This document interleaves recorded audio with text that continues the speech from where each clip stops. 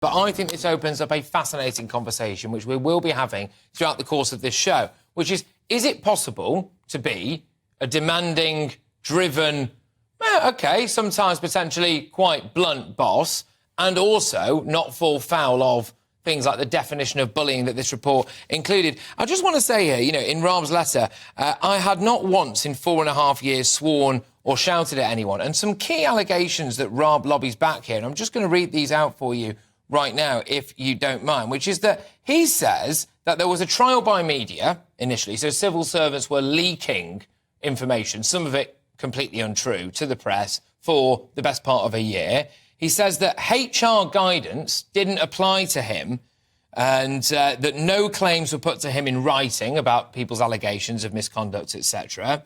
He says on 4 occasions he was told he had a clean bill of health, and the only warnings he got that might have changed were from informal tip-offs. Now, I do want to pose the question later on to the head of the Civil Service Union, the General Secretary, as to whether or not their own employees would not have a case, a grievance to lodge here if they had been essentially dismissed or a report had found against them in that manner.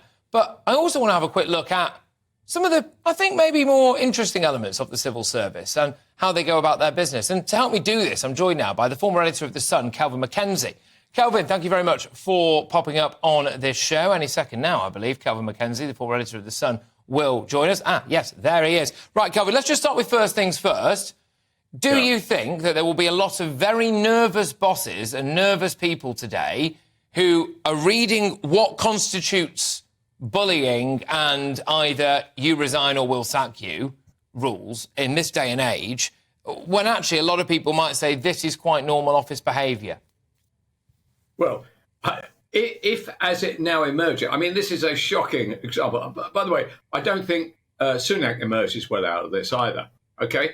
So Sunak wasn't prepared to say, as I suspect Boris would have done, actually get on with it. You've only been found guilty of 2 out of the 8. And if one of them was considered saying the words, "you are utterly useless," then honestly, within the civil service, I imagine that would probably apply to about 98.9% of them anyway. So what have they got to complain about?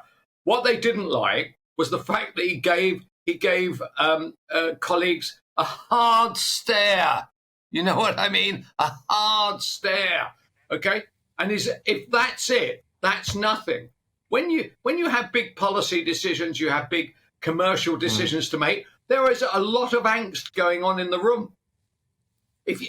On the basis of Dominic Raab being fired, can I be honest with you?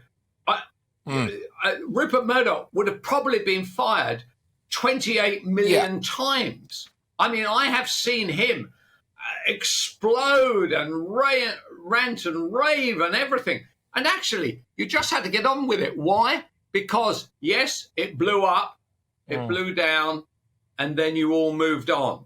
What the civil service are saying is we are not prepared to take any kind of irritability for an error that has been made either on my can I ask Kelvin, or on a lot of people's Can I ask Kelvin, and I think this is a really essential thing that I want to get from you. You are somebody who has operated at the sharp end of the British media industry, I hope you don't mind me saying now, for decades, OK? And that involves an incredibly high amount of pressure, OK? And is it possible to operate in a job with that amount of pressure while singing "Come By Our" to all your staff all the time? Well, I do think things have changed, OK? As you nicely pointed out, I've been around for a long time. I think today's employees and youngsters now do not want to be told when they have been made an error, and if they have made an error, they don't want to be told in a manner which they are unused to, because their parents themselves have probably been very friendly to them, whereas my father spent 5 years in a prisoner of war camp. He was a tough old nut. So I do recognise there's been a change, but clearly, Sunak has let Raab hang out to dry. Now, the truth about the matter is that I'm afraid that Mr. Raab would not get in at the next election anyway. He came very close to it in 2019. He's a goner, I'm afraid. And he knew that. And I wonder whether he just said to himself, I've had enough of this. I'd be very interested to see whether he hangs on. I just wonder if there is more evidence for the kind of culture in the civil service that Dominic Raab says the public should be worried about. And I'm going to go into this in a couple of minutes with some examples on the screen, Kelvin, but of snowflake culture, woke culture maybe getting in the way of people actually doing things, or a pushback, an ideological difference between people in the civil service who are supposed to be there to facilitate government and the people who are actually in government. Look at the people who've had issues with the civil service recently. We've had Priti Patel, we've had Suella Braverman, and now we've had Dominic Raab. And I think there is a strong case to say that there is more evidence for the kind of obstructive behaviour of the civil service than there maybe is for Dominic Raab being a vicious, psychotic bully. I mean, that's a very...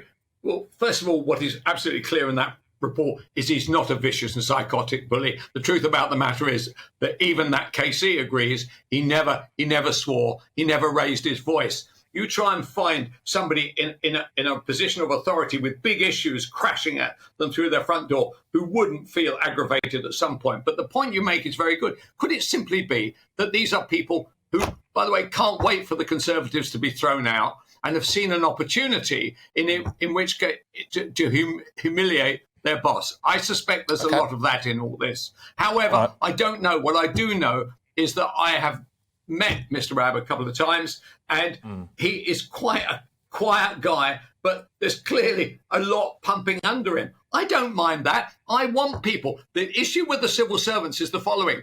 So I come in, I'm a minister, I say, we must do this, we must do that. And the first thing that a civil servant will say, yes, Minister, very good idea, but, did you know about the 2010 Rhubarb Act? Did you know about this? Did you know about that?